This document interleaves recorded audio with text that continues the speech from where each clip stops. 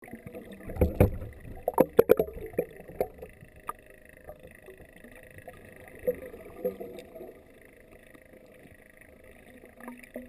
I was producing my Underwater Archaeology on the Wassissa piece, I was given one condition by the researcher. Specifically the site, oh, actually, I'd really like it if you didn't use the site name in the... You can do that. Okay, cool. Morgan was trying to safeguard against looters. It can be a problem, and Florida protects archaeological sites and all artifacts found in waterways. As it currently stands today in Florida, all of the riverways and all of the lake bottoms are what's called state sovereignty land, and it is land that belongs to the state of Florida, to the people. And it is currently illegal for people to remove even isolated artifacts that they find either along a river course or along, say for instance, a lake that is eroded out of the bank. Harley and his brother Ryan discovered Morgan's site. While he believes the law should protect archaeological sites, he does think isolated artifacts should be governed differently. It's a matter of context. The science of archaeology is based upon looking at assemblages of implements. It is the association with all of those different kinds of implements in a stratigraphic context that can actually give archaeologists some information about the cultural time period or the culture or the people that were living at that particular site at that given time. And most of the things that when we talk about isolated context or out of context, eroded into a channel bed, or even close to an area maybe downstream of a kill site, the problem is that it's tumbled so far away from its data-rich environment. Because it really doesn't tell you much to find an isolated implement mixed in with, say, a beer can, a pop top, a bottle, and things that weren't immediately associated with the actual person. So now we're all outlaws if we find something of historical significance in the waterways or along the embankments of a waterway. I'm Corbin. Meet the Piles family. 4 generations of archaeology enthusiasts. They are passionate about Paleolithic artifacts, but state law prohibits them from collecting artifacts in or by the Santa Fe River, which runs by Thornton's house.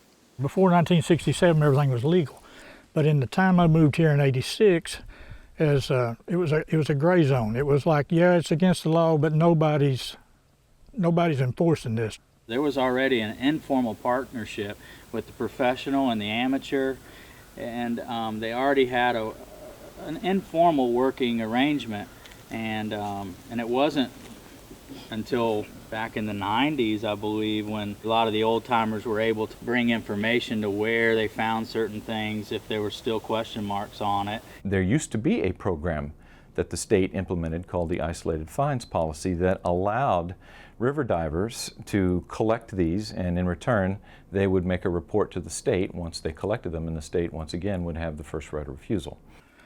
That ended in 5 years later, and from then on it's just been downhill ride.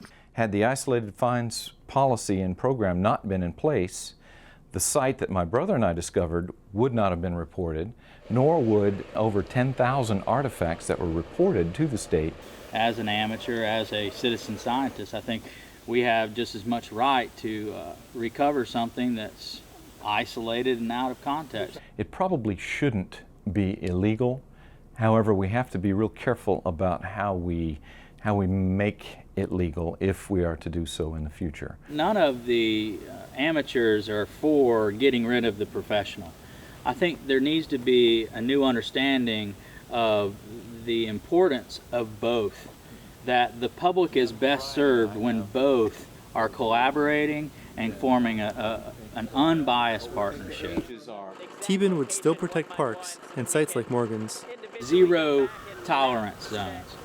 There's no amateur that's going to stick up for another person who went and dug up a grave, and and this is a deemed reserved site, it's a park or something like that. Those are zero tolerance zones. Harley would like to see a permitting system. If you had a permit system and enough people paying into that permit system, you could provide the funding for a position to then oversee this permit program. You could allow professionals and avocationals to communicate their information. You could do outreach. You could really engage this group of people who are incredibly passionate about archaeology and paleontology.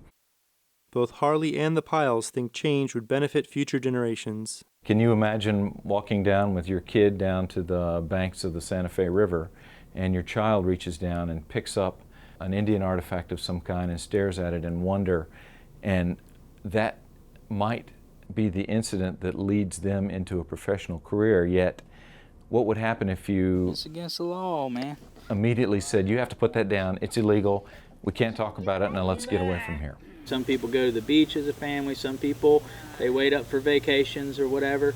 We were constantly always doing things together, and I learned so much starting at his age up that I took for granted when I was younger. For WFSU, I'm Rob Diaz, the Viegas.